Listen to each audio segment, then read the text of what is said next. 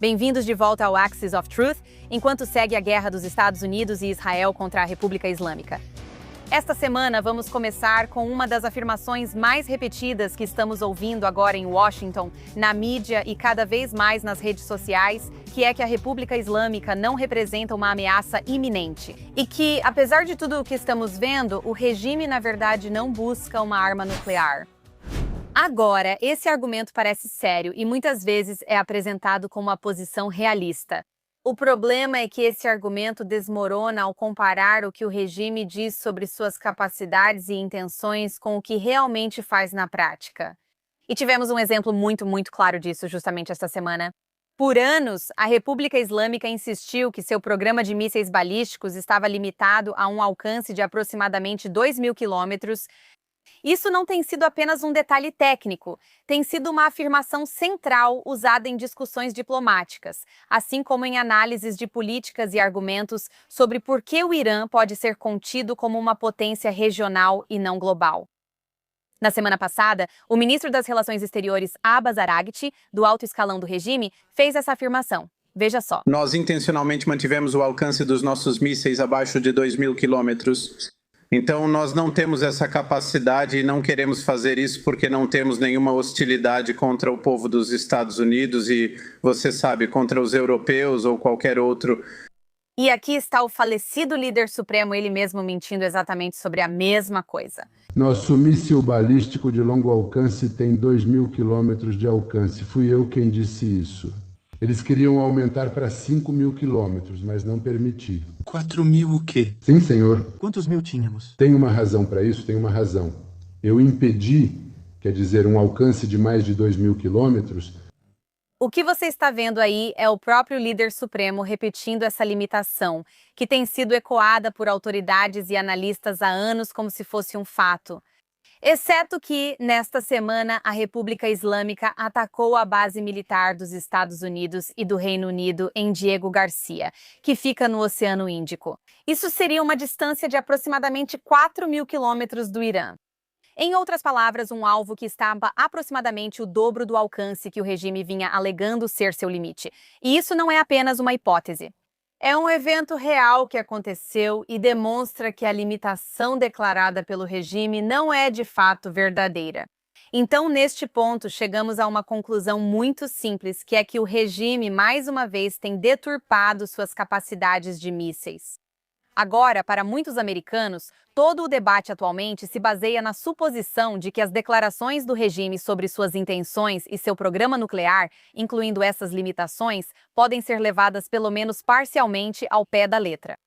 Mas se o regime não está sendo honesto sobre algo tão mensurável quanto o alcance dos mísseis em seus programas de mísseis balísticos, isso levanta uma questão óbvia sobre por que alguém acreditaria na palavra do regime sobre algo muito mais grave, como um programa nuclear, e principalmente se ele realmente pretende desenvolver armas nucleares ou não. E é aqui que o argumento de que o Irã não quer uma arma nuclear se torna ainda mais difícil de sustentar, porque não é apenas contradito pelas ações deles, mas também pelas próprias declarações deles. Veja só. Vamos em direção à construção de uma arma nuclear, ou vamos construí-la, ou vamos adquirir essa arma. Você está vendo um oficial iraniano pedindo abertamente para construir uma arma nuclear. E isso é consistente com uma estratégia de longa data que tem sido observada por vários serviços de inteligência ao longo dos anos, que é posicionar o Irã como um estado limiar nuclear, ou seja, um estado que pode não declarar formalmente possuir uma arma, mas que desenvolveu todos os componentes necessários para construir uma e em pouco tempo. E isso nos leva à realidade técnica, que talvez seja a parte mais importante de toda essa discussão.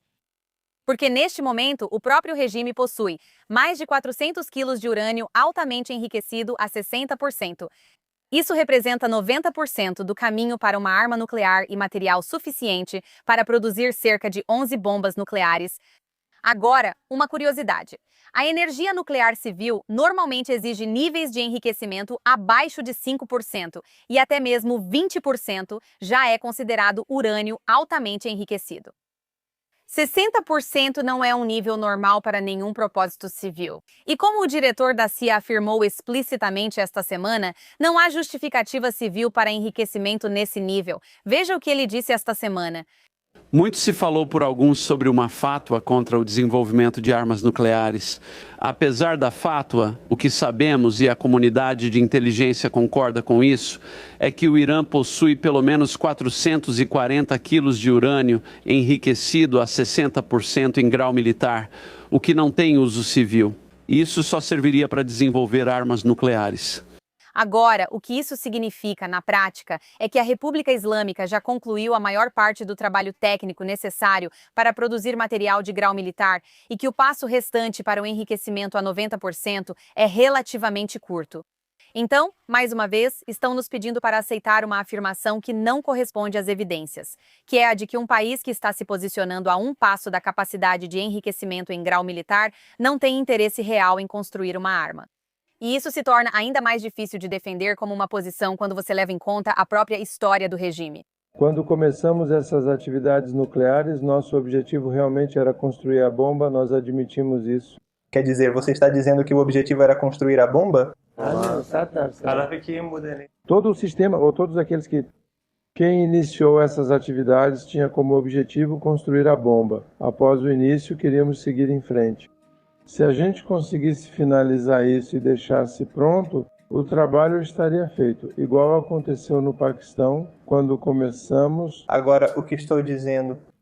Agora, oficialmente nunca ouvimos ninguém falar sobre isso. Oficialmente o que você está dizendo não faz diferença. Por exemplo, as negociações e essas coisas conosco... Agora ninguém nos nota de verdade.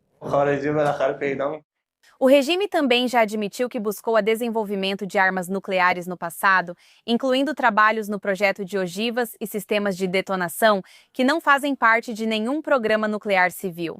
Quando você junta esse histórico aos níveis atuais de enriquecimento e a recusa contínua em permitir a entrada de inspetores da AIEA, como o regime tem feito repetidamente nos últimos anos, com o desenvolvimento de mísseis além dos limites declarados, e além de tudo isso, declarações de autoridades sobre capacidade nuclear, a ideia de que a República Islâmica não está buscando uma arma nuclear não é sustentada pelas evidências. Você precisaria ser muito tola para acreditar no regime, mas esse argumento está sendo incluído nas discussões de política atualmente. Veja o que Joe Kent, que era o diretor de contra-terrorismo nos Estados Unidos e que renunciou dramaticamente esta semana por causa da guerra, disse. Ele afirma que a guerra é porque Israel fez os Estados Unidos se envolverem e até acusa Israel de ser responsável pelo ISIS na Síria. Veja o que ele disse sobre o Irã obter armas nucleares. O Irã estava prestes a conseguir uma arma nuclear? Não, eles não estavam há 3 semanas quando isso começou, nem em junho.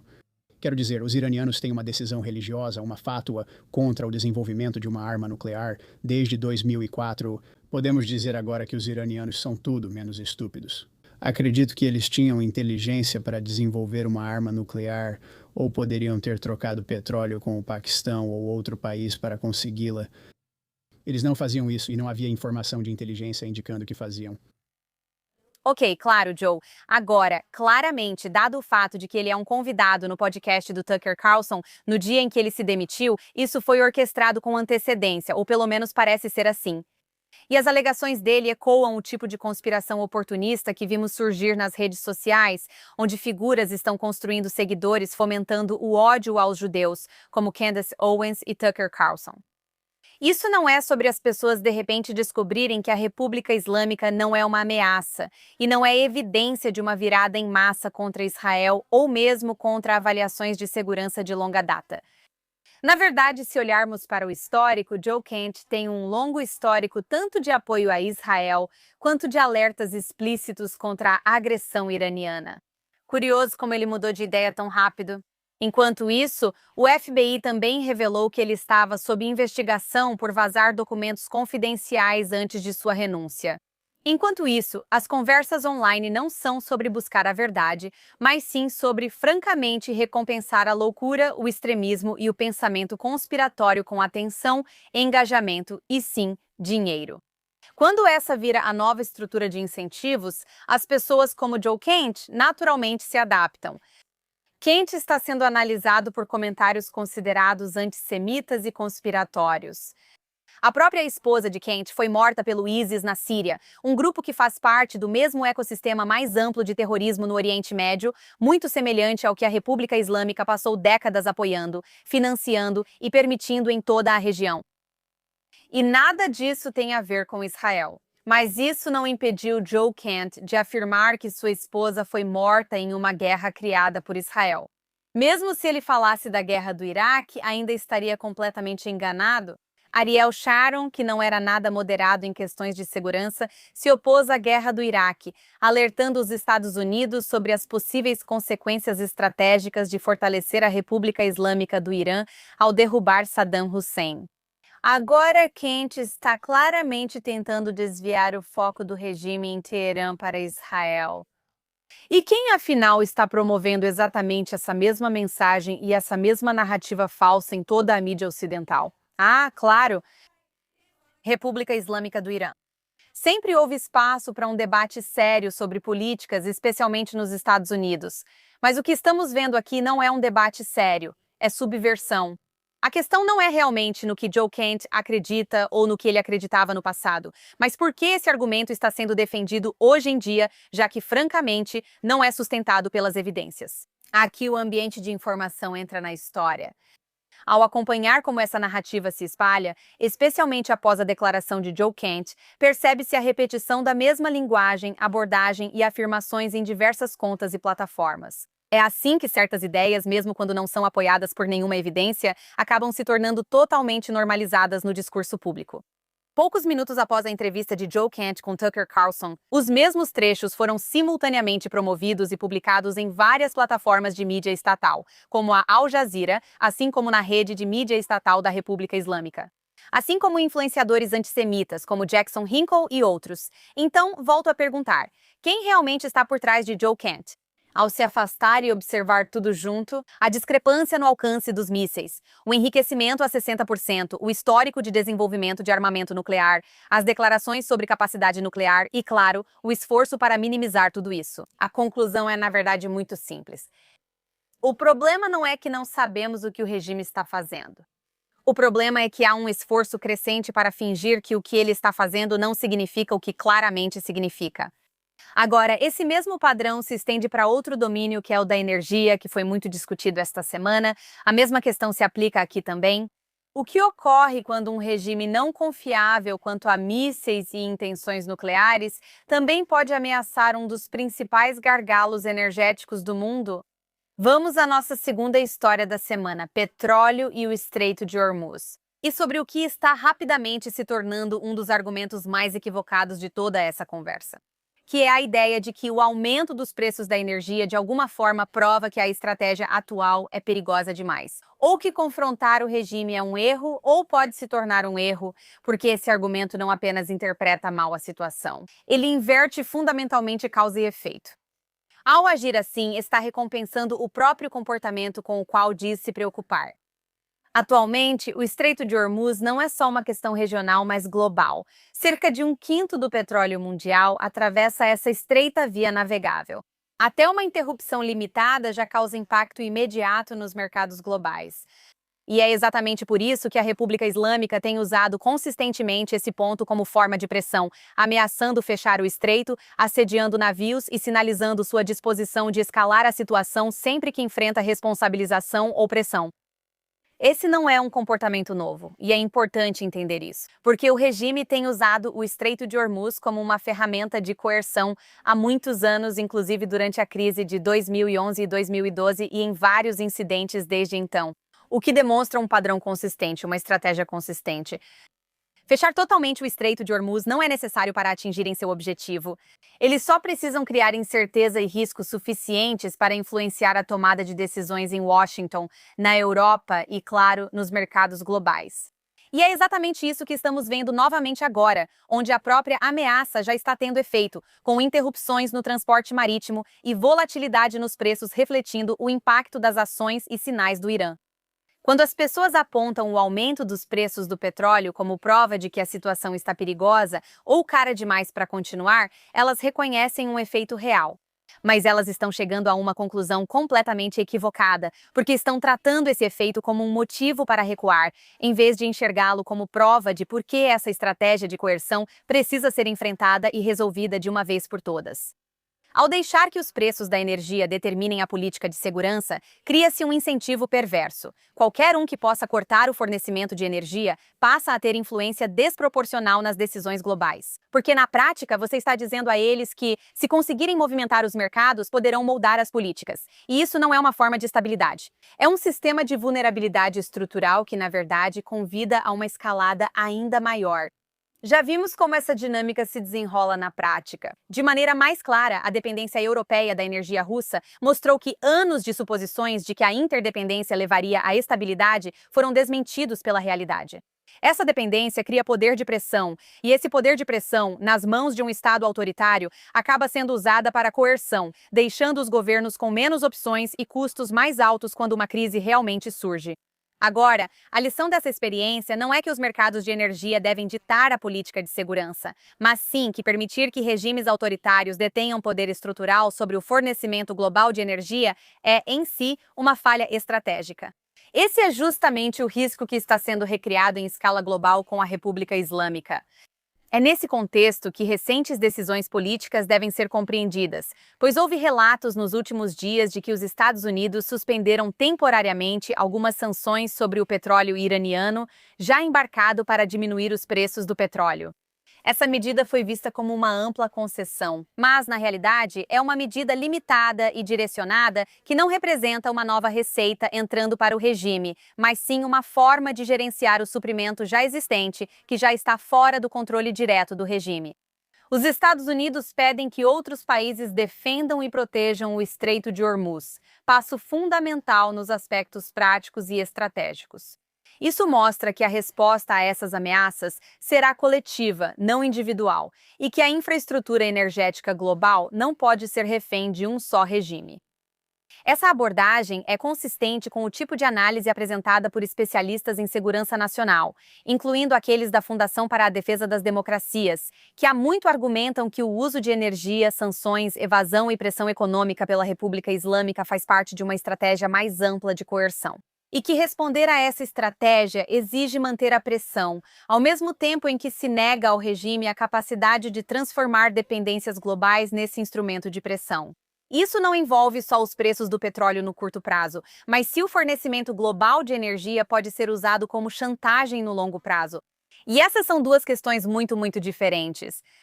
Então, quando as pessoas argumentam que esse conflito é caro demais por causa do petróleo, o que elas estão realmente fazendo é focar no custo mais imediato e visível, enquanto ignoram o risco estrutural muito maior, que é o fato de que um regime como esse pode continuar a expandir suas capacidades, desenvolver capacidade de atingir o limiar nuclear, ampliar o alcance dos mísseis e usar o fornecimento de energia como forma de pressão sobre o sistema internacional. Se esse modelo se consolidar, os custos que preocupam as pessoas hoje não vão desaparecer. Eles vão aumentar, pois um regime que usa ameaças com sucesso tem todos os incentivos para usá-las mais e de forma mais agressiva no futuro, especialmente com uma arma nuclear. Por isso, a verdadeira questão aqui não é se existe um custo econômico de curto prazo para agir, mas se o custo de longo prazo da inação é maior. E quando você olha para a história, quando observa a trajetória atual e quando analisa os incentivos que estão sendo criados e que estão em jogo hoje, a resposta para essa pergunta é bastante clara. E agora é hora do bom, do ruim e do feio da semana. Nossa história feia da semana destaca a máquina de execuções da República Islâmica, especialmente o caso do lutador de 19 anos, Saleh Mohammadi, que não é apenas mais uma manchete, mas um exemplo claro de como o regime usa a pena de morte como instrumento de controle. Esta semana, o Irã executou 3 jovens que foram presos durante os recentes protestos de janeiro, incluindo Saleh Mohammadi, além de Mehdi Ghassemi e Said Dawoodi. Após condená-los por fazerem guerra contra Deus, uma acusação que se tornou a justificativa legal preferida do regime para eliminar dissidentes, especialmente quando o regime quer enviar uma mensagem de forma rápida e pública. Segundo reportagens, os 3 foram acusados de atacar forças de segurança nos protestos. Mas organizações de direitos humanos observam que os casos se basearam em confissões forçadas e interrogatórios realizados sob tortura, sem acesso significativo a uma defesa legal. Claro, e julgamentos que duraram poucos dias. Isso já mostra tudo sobre como esses veredictos de pena de morte são produzidos. O que torna isso tão perturbador é que esses casos seguem um padrão. Confissões extraídas sob tortura e julgamentos sem defesa legal real, resultando em veredictos praticamente pré-determinados. O objetivo não é comprovar a culpa, mas produzir um resultado que satisfaça a necessidade do regime de intimidar. E é exatamente isso que está acontecendo, porque cada execução tem a intenção de sinalizar ao público que protestar, organizar ou até mesmo ser associado à dissidência pode resultar em morte. Tragicamente, ainda há muitos jovens no corredor da morte neste momento, incluindo Malika Azizi, que foi presa durante a mesma onda de protestos e agora enfrenta execução sob acusações igualmente amplas e politizadas. Isso mostra que o sistema que executou Saleh Mehdi e Said não está diminuindo, mas sim crescendo. Isso torna essa história, mesmo não sendo um fenômeno novo, tão horrível. Porque enquanto o regime fala sobre representar o povo iraniano no cenário internacional, ao mesmo tempo está executando jovens homens e mulheres iranianos usando a forma mais extrema de violência estatal para manter o controle. Nossa má notícia da semana são os ataques contínuos com mísseis da República Islâmica contra áreas civis em Israel, que representam uma escalada e também já configuram crimes de guerra. Esta semana, um míssil balístico atingiu um jardim de infância em Rishon LeZion, no centro de Israel. O local não era militar, nem de uso duplo ou ambíguo. Era uma instalação infantil vazia só pelo horário, único motivo de não virar um evento com muitas vítimas. Ao mesmo tempo, outra barragem de mísseis balísticos teve como alvo Jerusalém, com impactos caindo a apenas 350 metros do Monte do Templo, Mesquita de Al-Aqsa. O que é particularmente absurdo, já que esse mesmo regime vive dizendo que é o defensor desse local, enquanto dispara mísseis que poderiam tê-lo destruído. Essa contradição importa porque revela o que isso realmente é. Não se trata da defesa de locais sagrados. É um fogo imprudente e indiscriminado que não distingue entre alvos militares e locais sensíveis. Locais civis e religiosos em todo o mundo. No sul, em Demona, um míssil balístico atingiu o local, ferindo mais de 50 pessoas, incluindo uma criança de 10 anos. Em Irade, um míssil feriu mais de 87 pessoas em seu bairro residencial, incluindo uma criança de 5 anos. E o que torna isso ainda mais grave é o tipo de armas que estão sendo usadas. Não são ataques de precisão. O regime usa munições de fragmentação, feitas para espalhar submunições amplamente e são indiscriminadas, por isso não deveriam ser usadas em áreas residenciais, sendo proibidas pelo direito internacional. De forma bizarra, isso não se limita a Israel. O mesmo regime atingiu alvos civis em vários estados árabes, incluindo infraestrutura de energia no Catar, tentando expandir o conflito e desestabilizar mercados globais. Este regime não só trava uma guerra, mas o faz deliberadamente colocando civis em risco, desrespeitando as leis básicas da guerra e ampliando o conflito além de uma única frente. E é exatamente por isso que essa história não é apenas ruim. É um dos exemplos mais claros dessa semana de como o regime atua, de forma imprudente, hipócrita e com total desprezo pela vida dos civis. O destaque da semana vai para os atletas olímpicos israelenses Sagi Mouki e o medalhista olímpico Peter Palchik, que usaram sua visibilidade para apoiar atletas iranianos. Atletas iranianos enfrentam pressão do governo após o fiasco na Austrália, onde jogadoras do time feminino de futebol do Irã foram ameaçadas por se recusarem a cantar o hino do regime. E sob a sombra da execução do lutador Saleh Mohammadi, os judocas israelenses Peter Palchik e Sagi Mouki manifestaram publicamente apoio aos atletas iranianos. Veja a mensagem de Peter. Um atleta iraniano foi executado e ele tinha apenas 19 anos. Não por algo que ele não apoiava, mas por causa de um regime sombrio que teme a coragem, teme as vozes e teme a liberdade. E onde está o mundo enquanto milhares morrem sob esse regime? Onde está a indignação? Como ser humano, isso é insuportável. Parte meu coração, deveria partir o seu também. O silêncio não é mais uma opção. Não posso enfatizar o quanto esse tipo de mensagem é importante para o povo iraniano, pois mostra que não estão sozinhos e que aqueles vistos como inimigos, na verdade, não são. Atletas de elite que dedicaram a vida ao esporte precisam desistir de seus sonhos só por competir contra um israelense, enquanto as federações não agem. Pauchik e Muki destacaram nesta semana a diferença entre o regime e o povo, mostrando que sua questão não é com atletas iranianos, mas sim com um sistema que usa o esporte para controle político. É isso que vemos atualmente.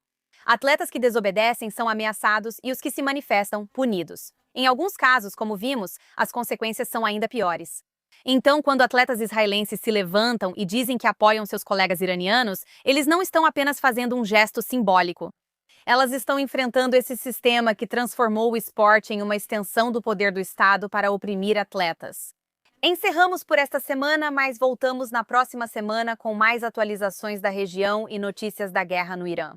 Acompanhe nosso boletim de guerra do Irã da JNS com as últimas atualizações durante o conflito. Se você tem uma história para sugerir, me encontre nas redes sociais, Emily K. Schrader ou Emily in Tel Aviv no Instagram.